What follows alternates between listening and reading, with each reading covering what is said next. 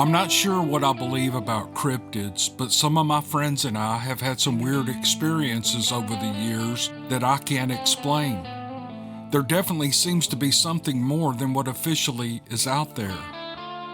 When I was in the 4th or 5th grade, my dad and I went backpacking on the North Country Trail near Muskegon, Michigan. And as we crossed one of the roads, we saw something big and hairy walking on 2 legs down the road.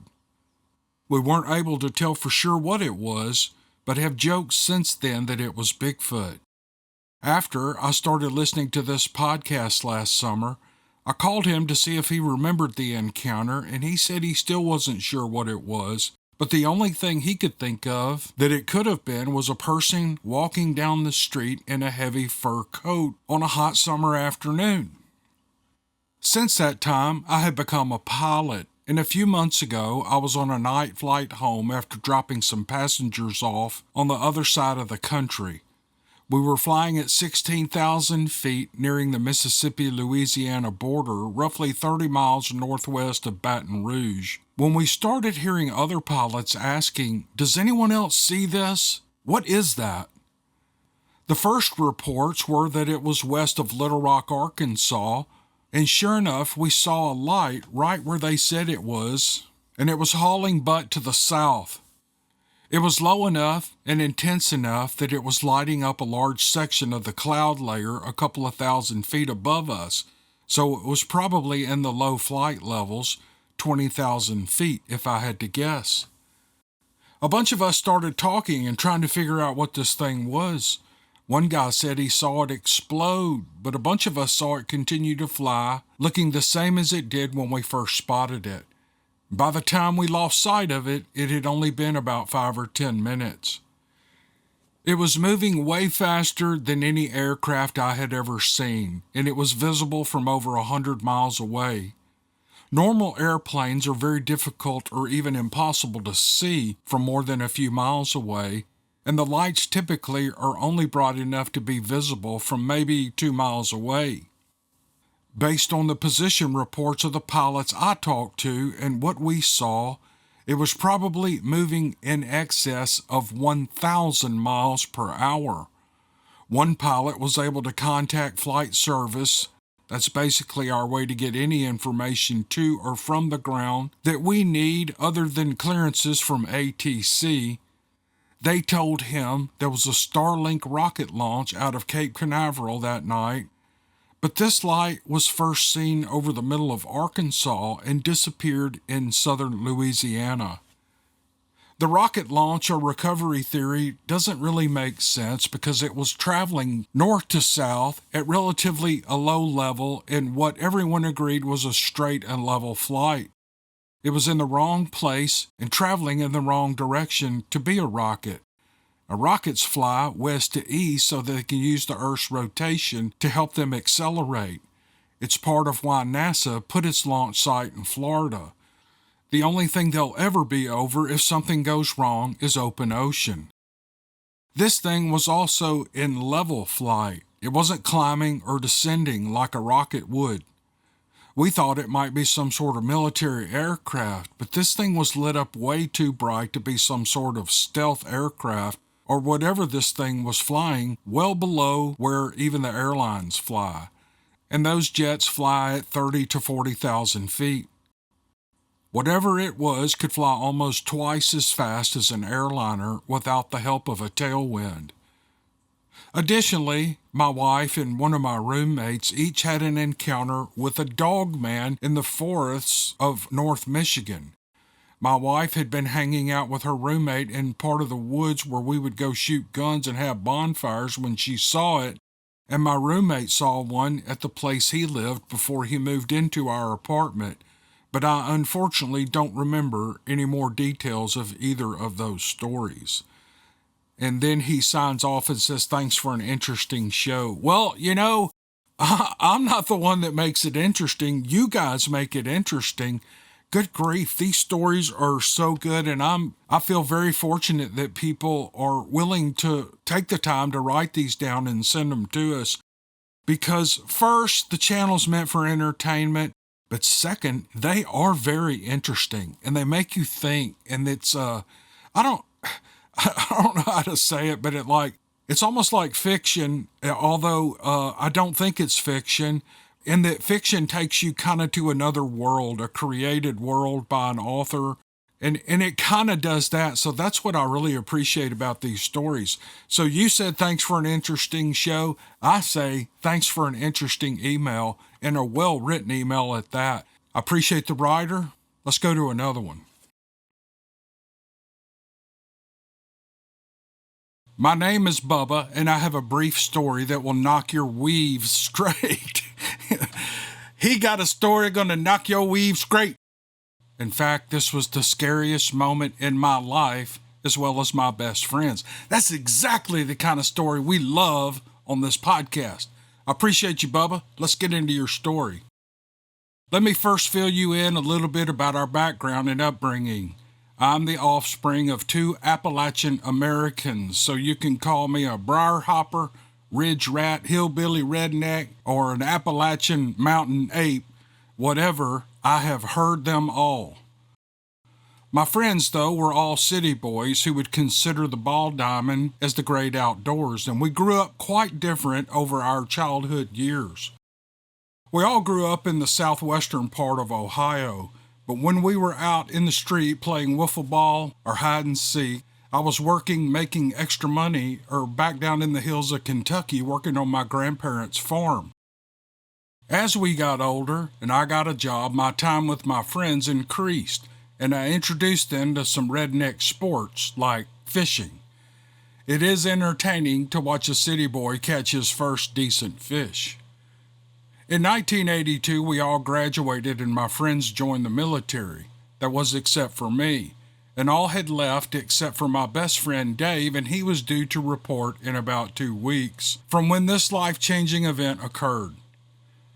The Thursday afternoon before this, we were on our way home from going to see a movie, and we looked over and we saw some nice ponds on a golf course, and the topic of fishing those ponds shot out of both of our mouths at the same time. I wheeled my truck around and found the entrance to the members-only golf course, and I drove up to the clubhouse to ask for permission to fish their ponds. Well, they were not very polite in telling us to get our low-life's poor asses off their property. It was at that moment that I decided I would fish those ponds even if Dale had to go to jail and miss his report date. Over the next 2 days, I gathered as much information, such as maps and the auditor's office, on that golf course as I could, and I put a plan together to hit those ponds on Saturday night around midnight. I picked Dave up at 11 p.m. and we were both in all black with black shoes, pants, hoodies, and even painted our faces with some camo paint that I used for bow hunting. We each had one rod and a pack of 7-inch black worms and 4/0 hooks, and we headed for the Ritchie neighborhood. We parked the trucks about 4 blocks away from the course on a street that had more cars on it than the others around the vicinity, and we hiked into the golf course, sneaking between the houses, onto the green, and we headed straight to the first pond. The moon was full, and the fishing was better than we thought it would be, catching several bass over 3 pounds in the first 2 hours. And once the first pond slowed down, we trotted over to the next one just a couple of holes away. There was a security guard that came driving through once with his sealed beam spotlight, but we saw him well before he could see us, so we hunkered down in some cattails and got small, and he headed back to the clubhouse for his nap. At 3 a.m., we hit one more pond next to the 7 green, and then we would head home for a couple of hours of sleep before church. We had been on that pond for about 20 minutes and had caught a bunch of fish when we heard one roll in the cattails on the other side of the pond that sounded massive. Now, this was the largest pond on the course, and there was no way we could cast to the other side. So Dave said he was going over there to catch that wall hanger, and then we could head home. But I was happy staying where I was, just catching 2 and 3 pounders. Dave had not so much as had time to get to the other side, and I heard something that sounded like a girl scream bloody murder and continue screaming while running away from the pond. It sounded like she was screaming something about a monster and it's after me. I'm telling you, the pitch of this scream was glass-shattering loud. I ran over to where Dave was, but he was not there, and I noticed his rod was lying half in the water and half on the bank, so I picked it up and I started to reel in the line when there was a resistance on the other end. I set the hook, thinking it was a big fish, and also thinking about bragging to Dave about that big wall hanger that I had caught on his rod. And I heard some sort of grunt, and I looked up to where the line was going, and there, within the moonlight behind it, stood a monster, and it looked to be 10 feet tall. It was all black with huge block hands and only one pointed ear. I could not move, and I could not speak. I was going to be eaten by this monster, I knew it. I don't know what kept me from soiling my pants, but I was able to keep my butt puckered and in control. And then it spoke. "Hey, I think I scared your friend off." And I realized that this was a guy diving for golf balls, and in his hands were 5-gallon buckets with holes to drain the water. I looked up, and there were lights starting to turn on all about the golf course from Dave screaming as he ran down the fairway.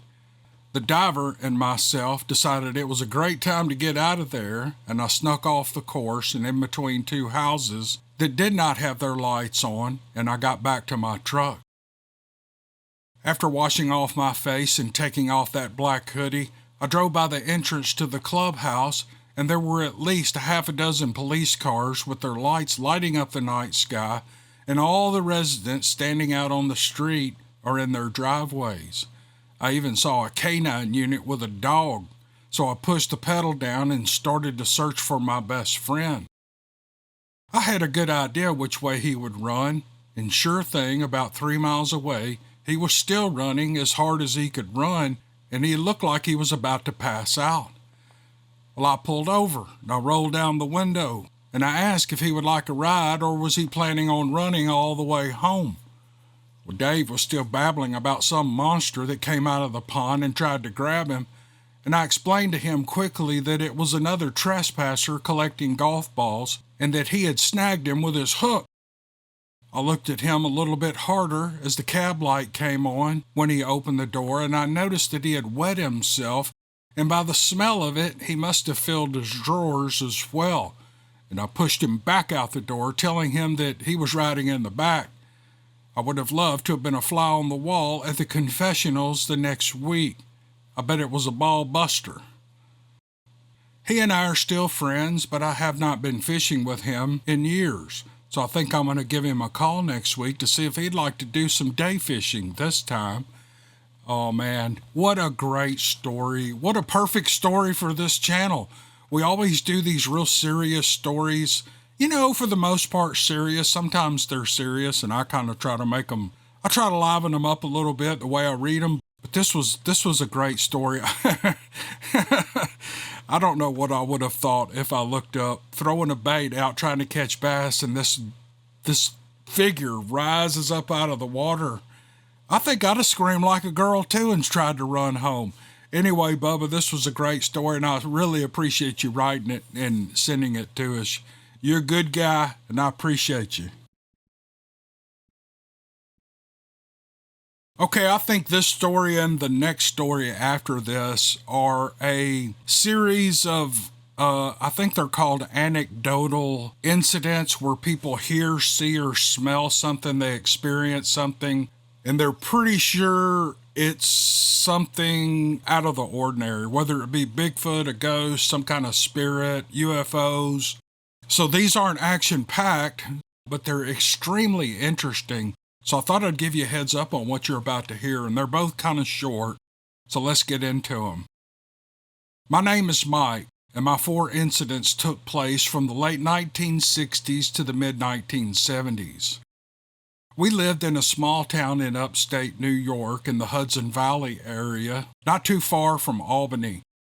The first strange incident took place sometime in the late 60s, but I couldn't tell you the exact year. We were living in a house that we had rented, and there was a large open field right across the road that alternated between corn and alfalfa from year to year. Again, I don't remember, but I must have been somewhere between 6 and 12 years old at this time.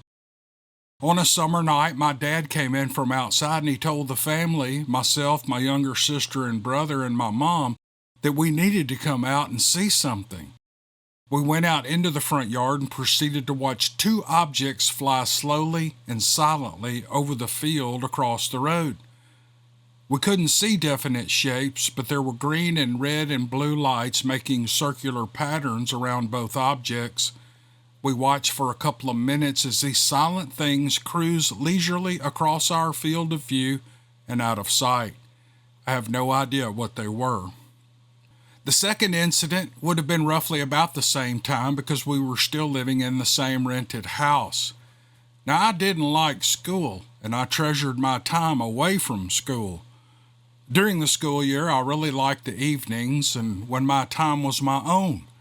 This included when I went to sleep because I knew I had several hours of uninterrupted peace during the night. One night I had just gone to bed and I was lying propped up on my elbows just looking around the darkened upstairs bedroom that I shared with my brother. The light in the hall was on as a nightlight for us. I blinked my eyes and it was suddenly morning. No transition, no falling asleep, no nothing. It was just morning. I was even still in the same propped up position, and I yelled, "Hey!" as I instantly felt my night of sleep had been stolen from me. I have no idea what this occurrence was about, even all these years later, but it sort of seems like a missing time incident, and I have no memory of anything else strange happening at that time. The third incident came several years later, after we had moved into the house that we built in the early 1970s. A friend of my father's had sold him 5 acres of cow pasture as a place to build, and we spent all of our free time for about 18 months getting the house built. One night we were working on the inside of the house doing some framing. There was no exterior cladding yet, and the structure was open. We had a small gas generator to provide electricity for our work lights, and it suddenly died. Well, we thought it had run out of fuel, and my dad used his flashlight to check the tank, and there was still gas in there. The thing had just quit. We couldn't get it started again, and as we fussed over it, I heard something large moving through the brush that lined the fence separating our lot from the cow pasture next to it. I felt a creepy sort of "there's something there" feeling, and I told my dad, but when he shined his light around there was nothing to be seen. With our generator dead, my dad decided to call it for the night, and we went home. The next day, the generator was working perfectly again, even though Dad had not done anything to it other than try to start it again. Now, I have no idea what happened to that other night, other than a reliable piece of gear just decided to quit, and sounds of a large unseen something moving nearby and the resulting silence.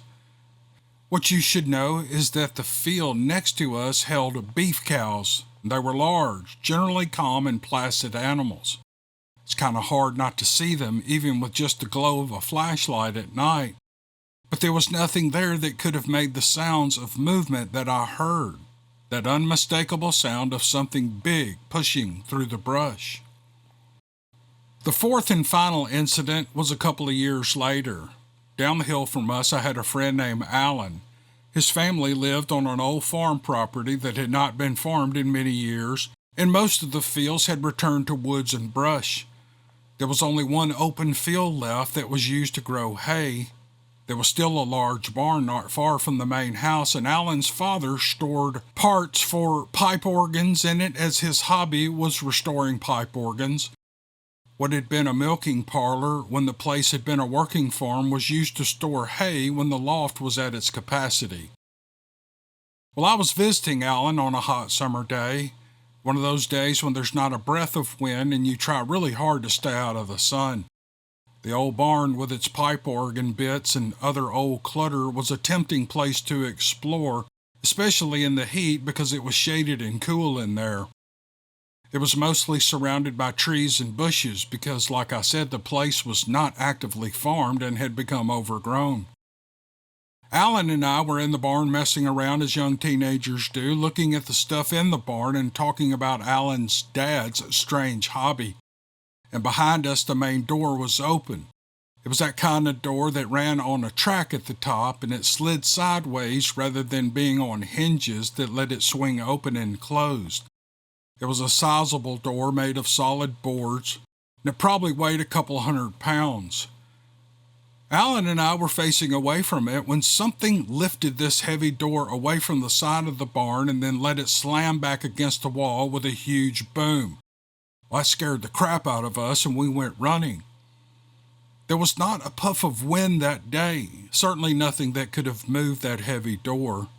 The day was hot and still, and there was no one else on the property except Alan's mom, and she was in the house, and neither of us saw anything.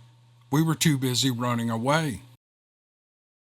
Alan later told me that his 2 older brothers had once tried spending the night in the barn a few years before, just as something to do, but had come back to the house in the middle of the night scared out of their minds. They wouldn't say anything other than that they were done with the barn. Various other strange things had happened while they lived there, and they all thought there was some presence on the property that they had taken to calling the Blob. None of them ever saw anything, but tools and other items would go missing. There would be odd sounds both during the day and the night, and a general feeling of something is there. I lost track of Alan when I left for the Navy a few years after the incident, and I have not reconnected with him. I'd love to know if he remembers this event the same way I do. Those are my tales of the unexplained. I hope you find them amusing. Well, Mike, I do find them amusing. Some of these, I think they're called anecdotal. There's sounds, sights, and smells and events that you experience, and you try to attribute it to something. But sometimes as time goes on, we just kind of have to say, well, there's no logical explanation. For example, these 4 events that happened in Mike's life, and you almost have to go to some kind of supernatural, mythical event. And that's kind of cool, really, because then you become part of something that's kind of mysterious, and I think that's fun. Anyway, Mike, this was a great little set of stories and incidents, and I really appreciate you sending it, brother. Thank you. All right, here's another story of anecdotal type things that I find fascinating. I hope you do too.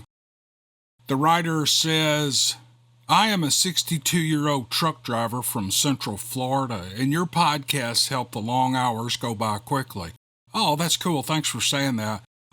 When I do these, I kind of always think of people driving, namely truck drivers, because I know you guys I know it gets boring. You have to have something to occupy your mind while you're running with that. I don't know. Do y'all have cruise control in those big rigs? But while y'all are running down the highway, I would have to have something to listen to while I'm doing all that driving. Anyway, back to the story. I was born and raised in Central Florida, and I've been roaming the orange groves and woods with a pellet gun since I was 10. I used to be an avid deer hunter, but I don't get to hunt much anymore. I'd like to tell you about 3 encounters I've had. 2 of them were in Florida and 1 in North Georgia. The first happened in 1981 when I was 19 years old. A buddy and I were riding around in the Richland Wildlife Management area one evening with a cooler full of beer, hoping to see a deer or a hog or a turkey. It wasn't hunting season, so we were just riding around hoping to see something. We were way back in the woods as far as we could get in my old 2-wheel drive Ford truck. We stopped and we were sitting on the tailgate having a beer when we heard a long drawn-out howl from the back of a cypress swamp. We looked at each other and my buddy's eyes were as big as dinner plates. "What the hell was that?" he asked. "Well, I don't know," I said, but we decided to head back closer to the main road. Years later, I heard the Ohio howl, and I figured we had heard a skunk ape because it sounded a lot like the Ohio howl. My next encounter was not long after the 2004 Ward sighting, which was 2 miles from the first encounter. I was coming home from work around 9 p.m., I was at a stop sign about to turn left, and in front of me was a cow pasture where sometimes I would see a few deer. I made the turn, and I hit my brights hoping to see some deer, but what I saw was not a deer. I only got a look at the shoulder and the arm because as soon as the lights hit it, it took off. I know it was on two legs, and it was grayish in color, and this thing was fast. I went back in the daylight, and I saw a ditch running parallel with the fence going back into the woods, and I guess it hit the ditch and got the heck out of there. My last encounter took place between Christmas and New Year's in 2012. I was visiting my mother, who lives in the mountains of North Georgia. I was standing outside that morning hoping maybe to see deer again. My mom's place has deer all around it, and there was a neighbor building something and was making all kinds of racket, sawing and hammering. So much for seeing deer, I thought. From 200 yards away in the woods, I heard a loud whoop, and about a minute later, I heard something like a baseball bat hitting a tree, and it was loud. The next part I'm about to tell you, take with a grain of salt, because my brother is a burned-out ex-druggie with brain damage from all the drugs he's done, plus he's a pathological liar. Okay. But he claims to have heard something talking in gibberish back up the mountain one night. There are no roads behind Mom's house up the mountain, only woods.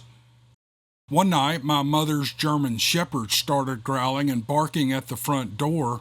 My mom and brother stepped out with a flashlight, and Mom said she saw 3 sets of yellowish green eyes looking back at them. 2 were tall and 1 was set a bit shorter. Now, everything I've told you is true to the best of my ability and the way I remember it. You are the only person I've told this to. Thank you for letting me share this with you. Well, now you've shared it with maybe 20 or 30,000 people who hear this story. So now you've shared it kind of sort of with the world, not the whole world, because there's 8 billion people, but 20,000, that's a pretty good number. And I appreciate the story, and I appreciate these anecdotal. You know what I like about them is they're innocent. These people who write these stories to me are not trying to prove to the world that they've seen a Bigfoot or they've tangled with a demon or they've been, flown out into outer space in a spaceship. They're just saying I've had strange things happen in my life that I have never been able to explain, that didn't really have a huge effect on me. But I've thought about them all these years, and these are my conclusions. This is what I think it could be, is normally how they go. And I love these because, even though I haven't myself, I haven't experienced a Bigfoot or any kind of cryptid or anything like that, there have been some strange things that I've seen and experienced, and I kind of like to think of, I like to let my imagination go and kind of wonder, well, was that an alien event, or was that a lost time event, or was that noise I was hearing a Bigfoot? I like these stories because they're not trying to prove anything. They're just telling you what they heard or saw or smelled or experienced, and they just want to share it with you. And I appreciate the people who write them. So if you've had some, just kind of benign little non-exciting things happen that you think are interesting, send them to me because I love them. They don't have to be, full on action, kill the Bigfoot, shoot down the spaceship kind of story. They can just be just kind of a boring story, but to me, they're very interesting. And if nobody else likes it, at least I do. And I'll put them on the podcast. I sure will. Okay, that'll bring us to the end of this podcast. I really appreciate you listening. Remember, I'm uploading old stories from 5 years ago onto the podcast app.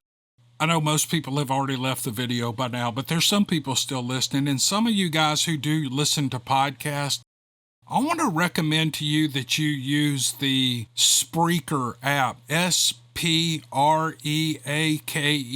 Spreaker. Just look it up in your Play Store or Apple Store and download it. I've started listening to podcasts on that app, and it is a great platform. It's not like Spotify. It's not like Apple Podcast or some of the others. Spreaker just puts the podcasts on there that they host. In other words, that's where I host my podcast. That's where it's blasted out to all the podcast apps. But the Spreaker app just keeps their podcast in one app. It's free. It doesn't cost you anything. You just download the app, give them your email address, create a password. Doesn't cost you a thing. They don't keep up with anybody's data or anything like that. And if you'll just scroll through the podcasts, on the home screen, you can follow podcasts. You can put them in your library so that when you want to go back and listen to something somebody's doing, you can go to my library and all the podcasts you followed are up there, including mine. I hope you follow mine. And you can listen to, and if you listen to my podcast or anybody's podcast through that app, we get paid some of the ad revenue through Spreaker, but we get like a 10% boost or something like that if you listen to it through their app. So that's not a good reason to download the app. I'm just telling you that's kind of how it works. But if you're interested in a cool podcast app, download that one. You're not going to get Joe Rogan and all the political. There are political podcasts on Spreaker, but you're not going to get everything you would get on Apple or Spotify. But there are just great podcasts, and the way that app is built and arranged it's a really good player. It connects with your car. It does all that good stuff. Anyway, all that to say, I wanted to let you know I'm uploading archived, remastered stories from years back, just a couple at a time. And if you look at my list in the podcast, they're called there's the word archive is in the title. Archive 1, 2, 3, 4, 5. I think right now I'm up to 30, or I've got 50 uploaded, but they're scheduled to drop one a day. So it's a podcast every day from Dixiecryptid and the What If It's True podcast. And they usually go live about 5 a.m. and you can download them and listen to them during the day. And there's a lot of new people who are following my YouTube channel who might want to find an easy way to go back and listen to some of the really good stories that I've redone. There's no music. I don't talk in them like I'm talking now, running my mouth. But anyway, I think I've run out of things to say, so I'll quit here. Go download the Spreaker app. I think you'll like it. Thank you for listening this long, and we'll see you guys on the next podcast. Love you all.